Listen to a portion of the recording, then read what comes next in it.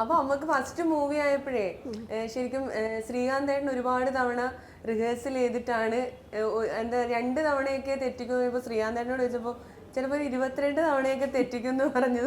അത് ശരിയാണോ? അത്രയും റീലൊക്കെ ചെയ്യുമ്പോ അങ്ങനെയും തെറ്റിക്കോ? അല്ല, അത് ഞങ്ങളുടെ കൂടെ ചെയ്യുന്ന എന്നോട് വരുമ്പോ അത് അത്രയൊന്നും തെറ്റിക്കത്തില്ല.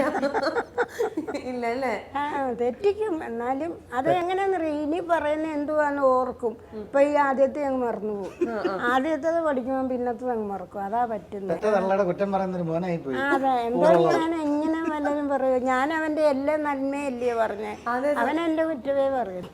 പക്ഷെ അടുത്ത കാലത്ത് എന്തോ എന്റെ കല്യാണം ഉണ്ടെന്ന് പറയുന്നത് അതോർത്തിട്ടായി പറഞ്ഞു. അതെ, അത് നമ്മൾ നാളത്തെ ആരുടെയും പറയാൻ പറ്റത്തില്ല. ചിലപ്പോൾ എൻ്റെ കയ്യിൽ നിന്നായിരിക്കും, ചിലപ്പോൾ അവരുടെ കയ്യിൽ നിന്നായിരിക്കും. കുറ്റങ്ങൾ വരാം, തെറ്റുകൾ വരാം, അങ്ങനെയൊക്കെ. അല്ലാതെ ഇപ്പൊ കുഴപ്പമൊന്നുമില്ല. അല്ല, നിങ്ങൾ ഇങ്ങനെ തന്നെ എല്ലാ കാലവും ജീവിക്കട്ടെ എന്നാണ് ഞങ്ങൾ കാഴ്ചക്കാരുടെ. അല്ല, ബിബിൻ ജോർജ് ഒരു ദിവസം പറഞ്ഞു, ഈ സ്നേഹം തെറ്റി ഒരു പെണ്ണ് വന്നു കഴിയുമ്പോൾ അന്നോട്ട് നമുക്ക് ടെൻഷനായി. അന്നോട്ട് നമുക്ക് ടെൻഷൻ.